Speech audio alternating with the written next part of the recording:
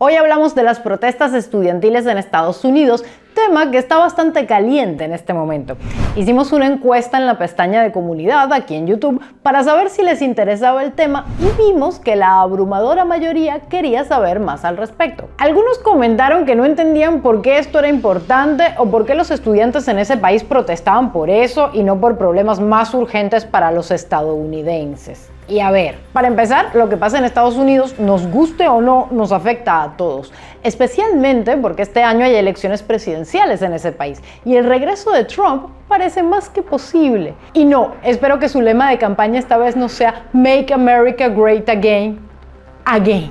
So we're using the same slogan, Make America Great Again. Make America Great Again, because we already did it, right? Ah, caray, yo lo decía en broma, pero como que la cosa va en serio. Bueno, no creo, seguro estaba bromeando, ni él es tan especial. Y hablando de gente especial, Joe, todo lo que tenías que hacer era no hacer lo peor para ganar, solo eso. You only had one job. Mira que no era difícil, y aún así. En fin, que lo de las protestas por el conflicto entre Israel y Palestina puede tener consecuencias en las elecciones de noviembre. Y por eso, lo que hagan o dejen de hacer los estudiantes estadounidenses en este momento importa bastante. Y espera que ahora te cuento qué es lo que está pasando, pero primero quiero invitarte a nuestro nuevo podcast, La Cruda Verdad, que encuentras en exclusiva para Podimo. En él abordamos temas tan polémicos como el de nuestro primer episodio, que va sobre el incesto y cuyo título es Si existen los condones, ¿por qué no puedes con tu primo o tu prima? Y prepárense que el segundo episodio va a ser todavía más candente. Así que ya lo sabes, sé de los primeros en escuchar La Cruda Verdad con el enlace que te dejo en la descripción. Y volvamos a las protestas porque estas se están dando desde hace semanas en distintos campos universitarios en Estados Unidos en contra de la guerra de Israel en Gaza. La Universidad de Columbia fue la primera donde se registraron acampadas y protestas, pero desde entonces estallaron en otras partes del país. En ese centro de estudios, la semana pasada fueron arrestados más de 100 manifestantes después de que la rectora Nemat Shafik pidiera a la policía que despejara el lugar de la protesta. El movimiento empezó con unos pocos estudiantes, pero se extendió rápidamente debido a los arrestos masivos y evolucionó a la formación de campamentos. Tras que arrestaron a los 100 alumnos pro-palestinos, la cosa se complicó porque, bueno, suele pasar. Llamar a la policía en este tipo de situaciones más bien es echarle leña al fuego, porque después de eso se fueron sumando más estudiantes y más universidades a las protestas. Y los estudiantes de Columbia se pusieron más intensos todavía, porque esta semana pasaron a la ocupación de uno de los edificios del campus, el Hamilton Hall, el cual es famoso por una tradición de encierros de estudiantes cabreados con el sistema. Ya ocurrió en 1968 con la guerra de Vietnam. Y justamente en ese centro de estudios no se vivía algo así desde las protestas por la guerra de Vietnam. Los ocupantes han rebautizado el edificio como Hind Hall en memoria de Hind Rahab, la niña palestina que murió hace 2 meses rodeada de cadáveres mientras pedía ayuda durante horas. Al final, la policía entró al edificio y desalojó a los estudiantes en forma, pues bastante civilizada, diría yo. No que me esperara una actuación diferente de un cuerpo de policía en Estados Unidos. Según las autoridades, la protesta estaba infiltrada por agentes externos a la universidad, quienes fueron los que instigaron a la toma del edificio, lo cual es confuso. En todo caso, estas protestas están resultando ser toda una bola de nieve. En los últimos días, campamentos similares se replicaron en la Universidad de California en Berkeley, el MIT y otras de las universidades más destacadas de ese país. Y de verdad que ya son muchas y también se están dando en campus universitarios de Australia, Canadá, Francia, Italia y Reino Unido. Y una de las primeras preguntas que se nos viene a la cabeza es ¿qué piden desde los principales focos de la protesta? Si bien hay un sentimiento común de exigir un alto al fuego y el cese de los ataques a la franja de Gaza, hay otras demandas bastante más concretas, como que las alma mater desvinculen sus inversiones de empresas de la industria militar israelí. Es decir, que desde las administraciones de las universidades estadounidenses se deshagan de la financiación y las donaciones que les llegan de productores de armas israelíes. Y desde la Universidad de Columbia extienden esta demanda a otras empresas que no necesariamente tengan que ver con la industria bélica, pero que igual tienen intereses en la ocupación que está llevando a cabo Israel. Y la respuesta por parte de la universidad es que nanay, Después de todo, estamos hablando de platica de la buena. Según una base de datos del Departamento de Educación, unas 100 universidades estadounidenses han recibido 375 millones de dólares en las últimas 2 décadas por medio de donaciones o contratos de Israel. Los estudiantes lo tienen claro, el vínculo financiero entre el Estado de Israel y sus centros de estudio está más que comprobado y ellos quieren romperlo. En el MIT, por ejemplo, el Massachusetts Institute of Technology, publicaron los nombres de algunos investigadores que aceptan dinero del Ministerio de Defensa israelí para ciertos proyectos que, según los estudiantes, podrían usarse en la navegación con drones y la protección contra misiles. Ellos afirman que el MIT ha recibido más de 11 millones de dólares del Ministerio de Defensa durante la última década. En respuesta, la presión de muchos donantes de retirar fondos millonarios si continúan las protestas va en aumento. En Colombia, Robert Kraft, quien es el dueño del equipo de fútbol americano New England Patriots y exalumno de esa universidad, amenazó con retirarle su apoyo si ésta no toma una acción correctiva. Y vamos a estar claros. Todo esto ejerce mucha más presión a las autoridades universitarias que las protestas estudiantiles.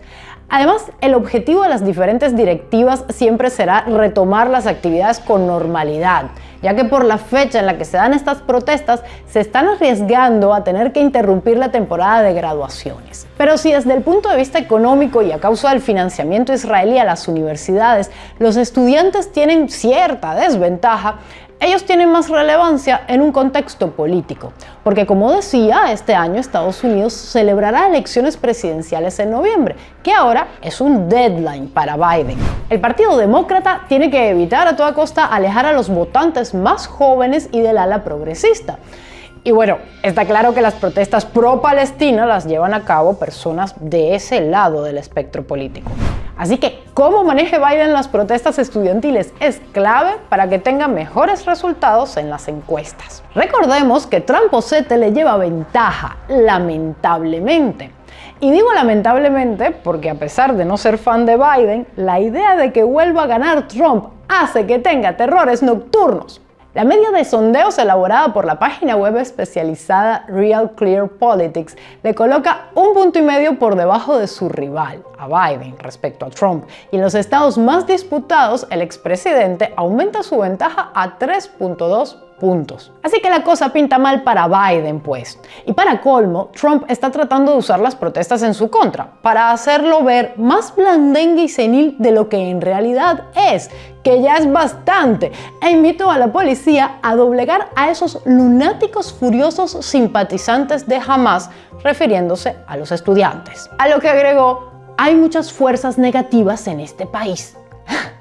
Irónico. La de Biden es por tanto una carrera contrarreloj y mientras antes solucione esto, mejor. En agosto se celebrará la convención del Partido Demócrata en Chicago. Este es un acto clave en su campaña política en la que quedará aclamado como su candidato oficial para las presidenciales de noviembre. Y no le favorecería que las protestas se extiendan hasta entonces, porque los demócratas tienen miedo de que se repita el desastre de la última convención celebrada en esa misma ciudad. Justamente 1968, cuando se dieron las protestas en contra de la guerra de Vietnam. Ahora bien, otra pregunta importante que hay que responder es, ¿son violentas las protestas? ¿Son antisemitas?